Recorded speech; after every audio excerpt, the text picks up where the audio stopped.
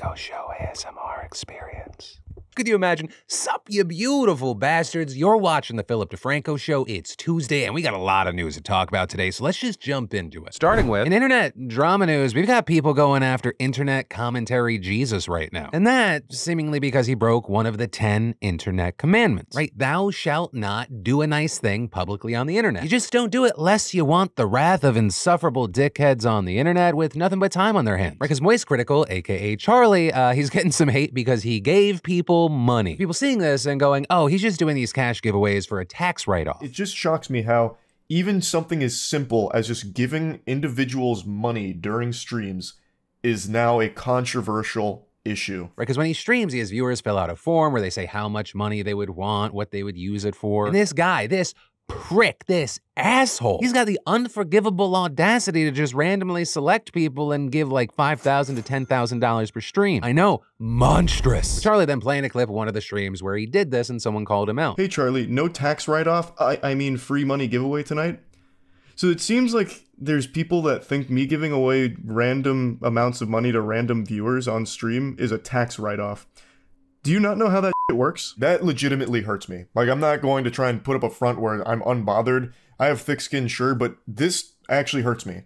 I recognize how lucky I got in life, and I just want to do something nice with it. They're saying that multiple people have been spamming those accusations, trying to get people to believe this, try and turn the tide against him. With them also saying that's not how things work, pointing to an IRS page that says gifts to individuals are not deductible, only qualified organizations are eligible to receive tax-deductible contributions. And while some accounting blogs note that there are some contexts where giveaways might be eligible, like items given away in a promotional context, one, is very dependent, and two, I would also argue even if he got a write-off for this, so what? Just lacks a basic understanding of what write-offs look like. Right, so as someone successful in California, I get taxed to fucking high heaven. And to keep things clean, let's just say I have, after everything's included, a 50% tax rate. If I make $10,000 and say for some reason there were no expenses attributable, blah, blah, blah, blah, blah, I'm only taking $5,000 home. But then, let's say in another situation where I make $10,000, I actually donated $5,000 to a charity or something that's tax deductible. I'm still gonna get taxed on $5,000 of that $10,000 and bring home $2,500. Right, by getting a tax deduction, I didn't magically make more money. I would have in fact made less money. And again, I'm oversimplifying the situation here because I don't want to like dive into every aspect of the tax code. No, well, if this thing happens and then this thing happens, but just like at the core level, the accusations don't make sense. And so I understand his frustration. Everyone has this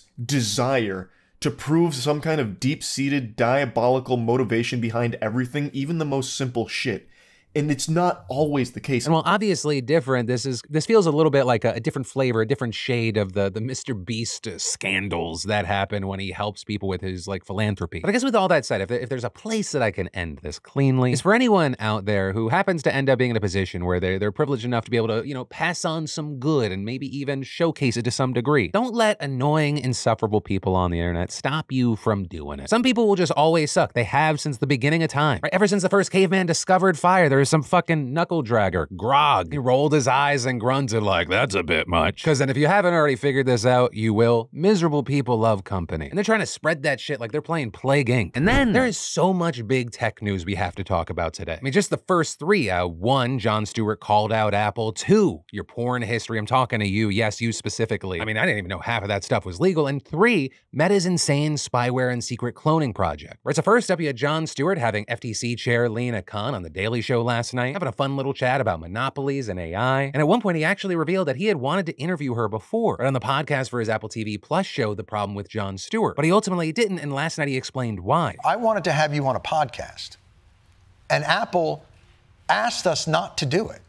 To have you. They literally said, please don't talk to her. With Jon Stewart also adding that Apple wouldn't even let him do a skit mocking some of the promises of AI, which he finally got to perform on last night's show. Also, if it wasn't already obvious, Apple has an interest in shutting down Lina Khan, or really anyone from the FTC for that matter, because it's the agency tasked with enforcing antitrust law, and the DOJ actually just recently sued Apple for abusing its monopoly power over the smartphone market. But also, Stewart's allegation that Apple is suppressing speech that it doesn't like on its platform, I mean, that's a big deal. Though possibly not as big of a deal as that porn you've been watching. Because Google's been been quietly collecting browsing data from people using Google Chrome with incognito mode turned on for years. And the people using that likely think that their search history won't be saved anywhere. But the company stored potentially embarrassing incognito search histories and regular search histories in the same profile, which it then used to measure web traffic and sell personalized ads. And all that is according to a class action lawsuit filed against the company in 2020, with one of the plaintiff's lawyers writing, "Google has made itself an unaccountable trove of information so detailed and expansive that George Orwell could never have dreamed it." But the big news is in a new settlement, the company has agreed to destroy that data that it collected from millions of people, as well as now clearly stating that it can track users browsing during incognito mode. And finally, Google must now, by default, block third parties from tracking incognito users' cookies so advertisers can't gather data on your search history. And actually, speaking of your data being used in ways you didn't expect, to close out this three-piece, let's talk about Meta. Because court documents that were unsealed last week, they revealed how it used people's data as a backdoor into its competitors' platforms. Right, and this goes all the way back to 2013 when Facebook acquired Onavo, which is an Israeli data analytics app. And before the acquisition, it sold itself as a tool for people to reduce and track their own mobile data usage so they don't get overcharged by providers. But using this data, Facebook discovered that Snapchat was a top 5 mobile app and WhatsApp had begun to outpace Facebook Messenger. So it then tried to acquire Snapchat, which rejected the offer, and then successfully acquired WhatsApp. But if it couldn't buy its competitors, it would crush them instead. And in 2016, according to internal emails, Zuckerberg had a team begin tracking how people used apps like Snapchat, Amazon, and YouTube after figuring out how to effectively decrypt that data. With an unnamed executive saying in an email thread that included Zuckerberg, they were trying to build a clone of Snapchat. And surprise, surprise, later that year, Instagram launched Stories. All of which is why in the following year, former COO Sheryl Sandberg called Onavo the gift that keeps on giving in front of Meta's business operations team. Though notably in 2019, Meta removed Onavo from app stores after TechCrunch revealed that it was tracking children's data, prompting spyware allegations. Right, but the damage had already been done. And then, though finally here, one of the biggest tech stories that's garnered probably the most attention today involves Linux and Unix. Right, because reportedly with just a little social engineering, a hacker or a group of them nearly got away with one of the biggest hacks ever. But it all ended up getting stopped completely by accident. Right after Microsoft developer Andre Freund stumbled across a major vulnerability while trying to optimize how they get remote access to their Linux and Unix machines. Also, I want to say this story quickly gets very complicated and it's full of a lot of technical jargon. So if you're an expert and/or a prick,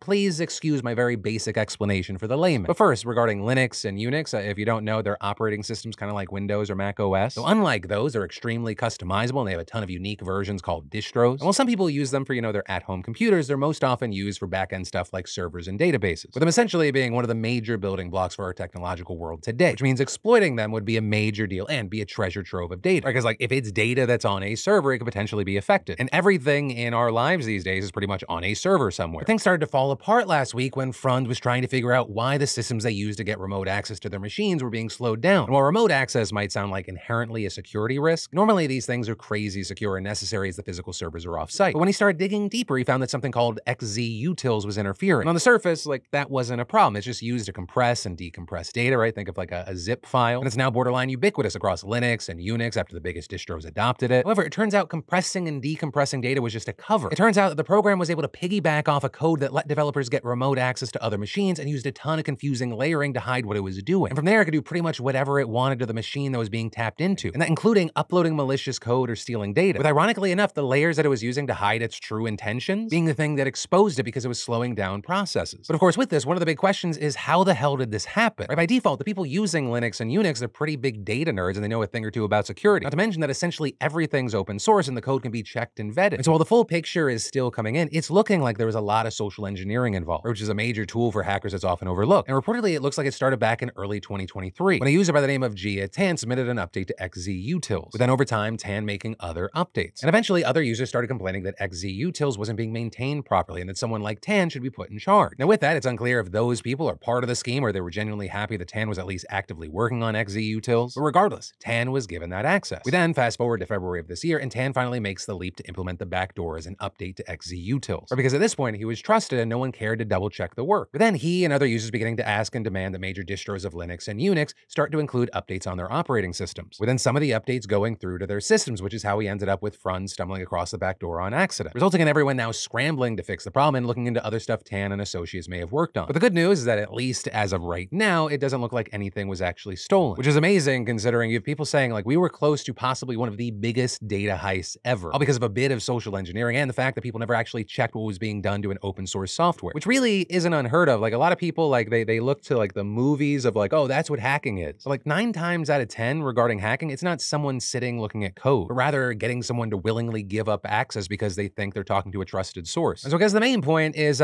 be nice, but trust nobody. Reasonable paranoia is the name of the game. It's just when you lose the reasonable, that is when it becomes a problem. And then, surprisingly, I have found that a lot of you do not see a doctor when you probably should. Be it that scratchy throat that turns into not being able to swallow a thing, to the nagging pain that starts to affect the rest of your body. And the common denominator that I keep hearing about why there's hesitation, it's not having the right doctor that you trust and feel comfortable with. Well, thanks to the amazing partner of the PDS, ZocDoc, they understand your reasons and they're here to help. Because the typical wait to see a doctor booked on ZocDoc is between 24 to 72 hours, with you sometimes scoring same-day appointments with doctors who have verified reviews from real patients, not bots, actual people. And ZocDoc is a free app and website where you can search and compare highly rated in-network doctors near you who accept your insurance and instantly book appointments with them online. We're talking about booking appointments with tens of thousands of top-rated, patient-reviewed, credible doctors and specialists. And y'all, the app is so easy to use, and it's not just about finding your general practitioner. ZocDoc finds specialists too, dermatologists, dentists, psychiatrists, eye doctors, I could go on. So just go to ZocDoc.com/Phil and download the ZocDoc app for free. Then find and book a top-rated doctor today. That's ZocDoc.com/Phil. ZocDoc.com/Phil. And then we should talk about how abortion access was just functionally eliminated in the South. Because just yesterday, the Florida Supreme Court allowed one of the strictest and most far-reaching abortion bans in the country to take effect, prohibiting abortions after 6 weeks of pregnancy and overturning decades of precedent. And the reason this one in particular is so incredibly significant is because it was the only state in the South that hadn't yet enacted an abortion ban or just outlawed the procedure altogether in the years since Roe was overturned, with Florida since then having become one of the last remaining places for Southerners seeking abortions. In fact, on average, more than 80,000 women have abortions in Florida every year. That makes up nearly 1 out of every 12 abortions in the entire country. And last year, over 84,000 women got them in Florida, more than any other state, with as expected out-of-state residents making up a growing percentage of patients. And as the Washington Post explains, the new law will affect more women seeking abortions in the first trimester than any other single abortion ban to date. An expert saying this is going to completely upend access in the region, with one telling the Post there is nowhere in the Southeast that can absorb Florida's patient base. It's simply not possible, and saying this is an unmanageable volume of patients to try to offset to another state. But the decision by the state Supreme Court here is also very notable for a number of other reasons. First of all, the case it heard actually centered on the state's 15-week abortion ban that went into effect in the summer of 2022, but their ruling in favor of that law also triggered the much more restrictive 6-week ban, which was passed last spring, and that's because the law was written so that it could take effect once the Florida Supreme Court approved the 15-week ban. So essentially, we're talking about planned legal dominoes here. Beyond that, it also goes against years of precedent set not only by Florida's judicial system, but also by the voters themselves. Because for decades, Florida has upheld the right to abortion under a constitutional amendment approved by voters in 1980 that protects the right to privacy, with that specifically establishing that citizens have the right to be let alone and free from governmental intrusion in their personal lives. Right? And in addition to the courts long interpreting that clause to apply to abortions, the people of Florida also made it clear that they support this as well, with them voting against a proposed amendment back in 2012 that would have excluded abortion from those constitutional privacy protections. But in recent years in Florida, DeSantis has stacked the state Supreme Court with anti-abortion justices, with his appointees now making up 4 of the court's 7 judges. Right, so it's not surprising that this court ruled that there was, quote, no clear right to abortion embodied within the privacy clause. But, and this is a very big but, the ultimate impact of this ruling might not last very long. And that's because in another decision yesterday, the court also ruled that an initiative to enshrine abortion under the state constitution can be put on the ballot in November, which notably dismissed an effort by the state's Republican Attorney General to block that measure, which would ban laws that restrict abortion before fetal viability, which is usually around 24 weeks of pregnancy. And so now, effectively, the future of abortion, not only for Florida, but for the American South, is in the hands of Floridian voters, which is just yet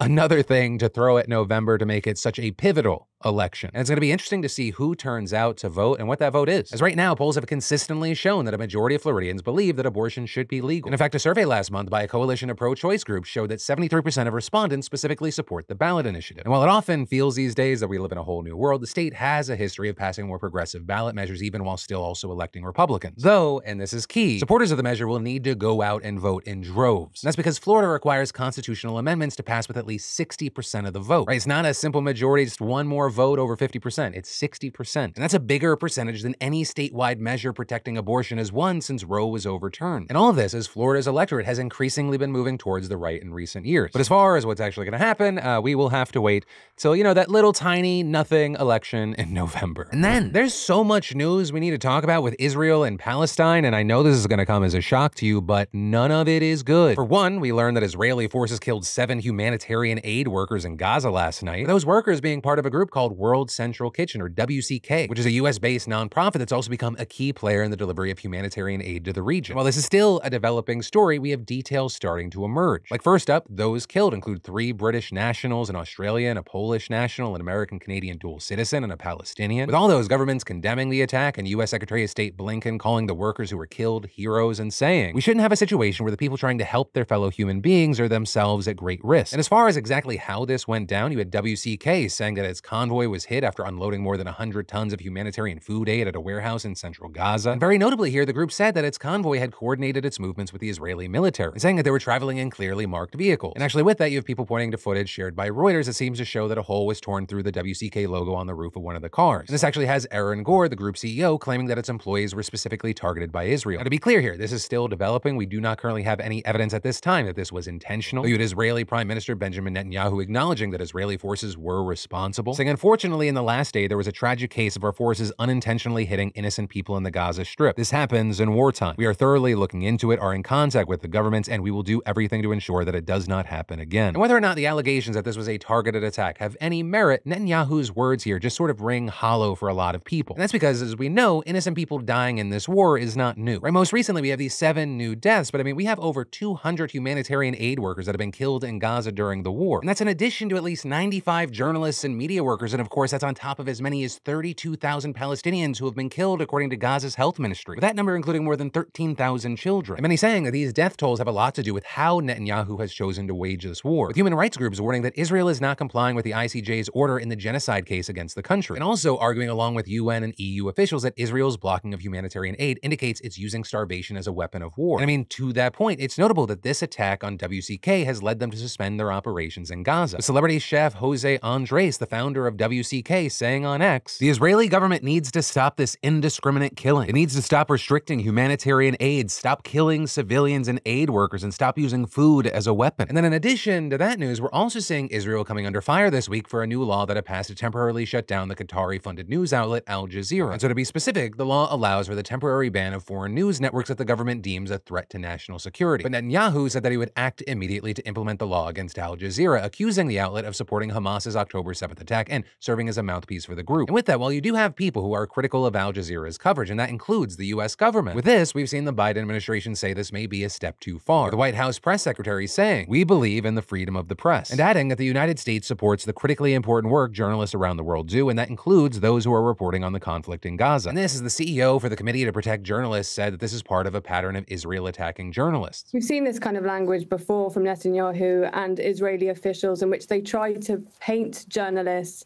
as terrorists, as criminals. This is nothing new. But that is where we're going to leave it today. And of course, with this, I'd love to know your thoughts on either of these situations. And then we've got literal modern day pirates terrorizing the San Francisco Bay. And it's been happening for over a year, right, with local officials believing these so-called East Bay pirates come from Oakland's growing homeless encampments, with them stealing boats from the marinas there, usually small dinghies. Then they raid houseboats and yachts parked on a waterway separating Oakland from Alameda, using bolt cutters to break inside, stealing anything they can get their hands on, tools, fishing equipment, guns, engines, even the entire ship itself. And then after they've stripped it of all it's worth, they either tear the boat apart, sink it, or just abandon it miles away, with the owner of a sailing school telling Fox News that it may actually have to close after pirates snatched half of its safety boats. And this is other residents have shared videos of themselves chasing pirates across the bay, even describing having physical fights with thieves. One woman also sharing a story where she had to rescue a man who drifted off on a sailboat with no motor because a pirate cut his boat line during an argument. And for months, we saw local police just unable to deal with the problem due to jurisdiction issues and staffing shortages. But now we're seeing the police teaming up with the Coast Guard and even announcing that they've arrested 3 suspected pirates for breaking into a waterfront business, with officers executing a search warrant on their illegal boats and recovering the stolen valuables. But as far as how this is going to pan out, we're going to have to wait to see, right? All of this is relatively new, and it'll be interesting to see if all this piracy is a momentary blip or it is going to be a growing problem. And then I think we can all agree that lack of sleep, or just not good sleep, it's not healthy, and it just aids in complications down the road. And I get it. I used to struggle to turn my brain off after a stressful day, and I found myself just tossing and turning, trying to fall asleep, or to wake up multiple times throughout a night. And if this sounds familiar, or it's you or someone you know's life, you gotta check out one of the fantastic partners of the PDS, Beam. Beam's Dream is made with the highest quality of sleep-promoting ingredients. It helps me unwind from my busy day and get the deep sleep my body needs. And just as important, it doesn't make me feel groggy when it's the morning. Instead, I wake up feeling refreshed. Because y'all, Beam's Dream is clinically shown to help you sleep better. Plus, there's no added sugar and it's only 15 calories. Just head over to shopbeam.com/DeFranco and use code DeFranco or scan the QR code to get up to 35% off. And look into subscription perks like 20% off each month, free frother with the first order, cancel or pause at any time. Also, swap to try a new flavor when you like. There are so many delicious ones to choose from. Plus, free shipping. So y'all, that's shopbeam.com/DeFranco and use code DeFranco. And then I was talking to someone recently and they were like, this Ozempic weight loss craze is going to be done in like a few months. And I looked them in the eyes and I was like, I do not know how you became so wildly misinformed. That is an aggressively wrong prediction. That is not correct. Because despite there being a debate and a controversy around it, like what we're seeing and like everything that's popping up, it looks like the evolution of this drug is just beginning, right? Similar competitor drugs have been entering the market. It feels like every time you look to the headlines, like it has a new way to aid and other health issues. And the makers of Ozempic could be introducing a weight loss pill in the future, right? Because currently it's an injectable. And again, we are still in the very, very early phases of this. So the widespread impacts have yet to come, but they could be absolutely massive. Also, if you aren't familiar with this whole Ozempic phenomenon, I'll explain it. Right, so the actual drug itself is called semaglutide. And among the things that it does, it reduces cravings and appetite. And the pharmaceutical company Novo Nordisk offers two forms of it. Ozempic, which is approved for diabetes patients, and Wegovy, which is approved for weight loss in patients experiencing medical conditions as a result of being overweight. But also a key thing with this whole situation, tons of people who don't medically need these drugs have been using them just for the weight loss effects, right? And so this has caused some shortages. And so all of this has created a massive weight loss frenzy and endless discourse. And it doesn't look like it's going to end anytime soon because it appears that this drug has a lot more potential. Right back in March, for example, Novo Nordisk shared trial results showing that Ozempic actually lowered the risk of kidney disease progression and death from kidney and cardiovascular complications by 24% in diabetic patients. With outlets like NBC News explaining that this is part of the growing evidence that the benefits of these drugs can go well beyond diabetes treatment and weight loss. And so with that, the company said it'll present detailed results later this year and even expects to seek label expansion for Ozempic in the US and EU. And notably, this also comes after we learned that Wegovy can have major cardiovascular benefits, reducing the risk of heart attack, stroke, and cardiovascular-related death by 20% in overweight patients, including patients dealing with heart disease. And so notably with that, you have places like the New York Times noting that these results also ask questions, like how exactly semaglutide helps the heart. Is it directly because of the weight loss or is it something else? And also, how does this apply to a more diverse group of patients? But from just what we know, you have a lot of medical professionals telling the Times that this is monumental, with one going so far as to say that it potentially identified a new best practice, with an assistant professor of cardiovascular medicine at the Yale School of Medicine telling the outlet that this is, quote, one of the most anticipated trials in the last 10 years. The uptake of this drug is going to be skyrocketing in the next couple of years. And so very notably with this, you have the Times adding that these findings and the demand related to them will pressure insurance companies to offer broader coverage for them. Hell, it could even push Medicare to cover it. But a very big thing is that this new interest could also just make it that much harder for people to get their hands on it, especially as you start hearing about potential benefits that don't have as much published research, but things that are being looked into, including semaglutide's potential ability to limit alcohol cravings, with actually NPR doing a big report on this in the past. Speaking to Christian Hendershot, a psychologist and addiction researcher at the University of North Carolina who's leading a trial about this, saying there's really been a large number of clinical and anecdotal reports coming in suggesting that people's drinking behaviors are changing, and in some instances pretty substantially while taking Ozempic or Wegovy, saying all these reports, for the most part, are anecdotal, but adding at the same time, it does seem like there's a pretty strong signal here, as well as patients who could usually toss a significant amount of wine or beer back in a night telling the outlet that now they can't even fathom having more than one glass. And even there, it might not stop with just alcohol, because studies in animals have found that these kinds of drugs can limit consumption of nicotine, opioids, and psychostimulants, with a clinical director of the National Institute of Drug Abuse explaining to NPR, the mechanism in the brain that regulates overeating overlaps with those responsible for the development and maintenance of addiction, including alcohol disorder. And again, this is still being studied, but Hendershot said that he has heard of clinicians already prescribing it to limit alcohol use, and adding that, quote, the horse has already left the barn when it comes to this. Though again, this is many still say that it is too early for this off-label use, saying that we do not know enough and that there could still be complications. But then potentially the biggest news related to these drugs is that Novo Nordisk is actually testing a weight loss pill that could be even even more effective than Wegovy and Ozempic. Because again, those two are injections, but a pill is a lot more accessible. So even an effective equivalent would be a game changer. And in March, the company shared phase 1 results of the pill amycretin, which targets the same GLP-1 hormone as those two injectables, as well as another hormone to regulate appetite. And its findings showed that it not only seemed to be safe and well tolerated with similar side effects to semaglutide, but patients saw a 13.1% weight loss after 2 weeks. That is astounding. That is over double the weight loss patients saw in the same time during Wegovy trials. Now with this, it's important to note, this is early data. It was just shared by Novo Nordisk, and further research still needs to be done. But reports have noted that phase 2 trials will likely begin later this year. And the company's head of international operations saying, this is going to get big. This is going to get very, very big. And yet so big, it sent the company's stock way up, with it even passing Tesla on the day the news was announced. But also, as you have all this excitement, whether it be about the money, whether it be about the new potential uses for these existing drugs or the new drugs, there's also a lot of debate and backlash around the uses right now. Or with a number of people saying, there's nothing wrong with wanting to lose weight, but these drugs are medically needed by people. Some of which have been saying they're having trouble accessing this because so many people want it. Though also, it hasn't just been people speaking on this. Or just a few days before the Oscars this year, Eli Lilly, of all places, actually released an ad attacking Hollywood's obsession with Ozempic-related weight loss, which, some people found weird or possibly self-serving. Because a pharmaceutical company trying to give moral lessons already feels weird, especially one that's been hit with controversies in the past, and especially since Eli Lilly makes drugs that compete with Ozempic and Wegovy. But the ad and its messaging understandably got a lot of attention. Some people have been using medicine never meant for them. For the smaller dress or tux. For a big night. For vanity. But that's not the point. People whose health is affected by obesity are the reason we work on these medications.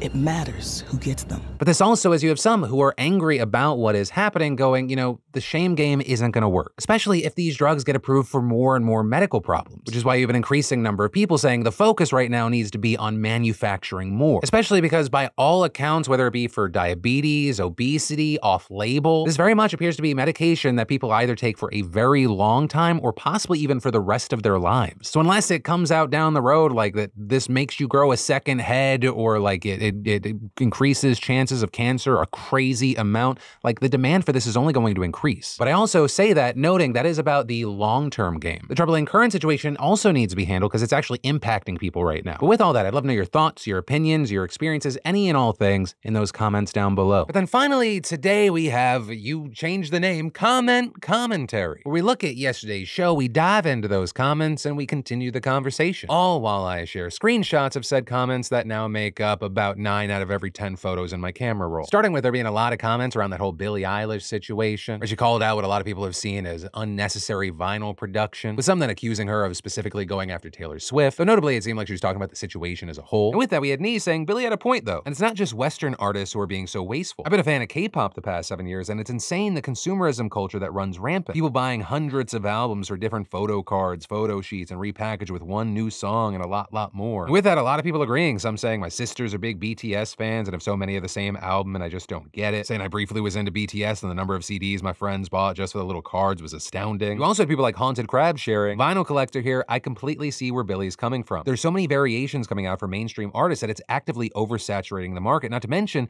that when smaller artists want their own products done, they have to wait months before they can even get the chance, if at all, as well as it costing a fortune. Maybe if more mainstream artists embrace the recycled wax practice, then it can be less wasteful, as well as actually looking at the demand for albums. I remember seeing when Adele's latest album came out, stores were lined with different variants and types, but the demand wasn't there for it, so it ended up taking up space and no one wanted them. We also saw a lot of comments on that Oklahoma story, right, about the secret Chinese mob. While there were a lot of different thoughts, one of the most popular comments was Oklahoman here. We have an incompetent government more focused in virtue signaling to their base rather than govern it. If they cared, they would have regulations and regulators frequently checking in on these farms using the insane amount of tax dollars they rake in just by the industry being here. This government is not only lazy, but one of the most corrupt governments I have lived under. With Yelnats saying, our state government is literally the league of villains. And then finally, there was a lot of interesting conversation around that massive fish kill story in Iowa, with Wubby Simp saying, the sad thing about the spill in Iowa is that if there is a fine, it will likely be a drop in the bucket for the company. If we want these companies to start taking these things seriously, we need to strike them. Have this fine be a significant percentage of what they made last year. These billion-dollar companies will continue to pollute and not care about our planet because all they do is find these multi-billion or multi-hundred-million-dollar businesses, a couple $100,000 or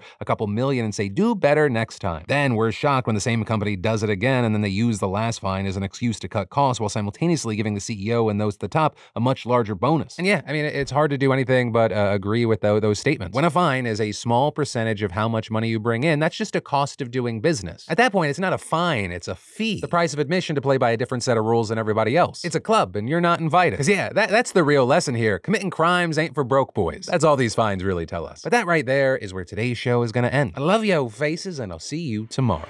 You on my mind a lot. Don't need no time, watch. I don't know how I got you in my pocket spot. Yeah, that's babe, need you every day. You like my oxygen.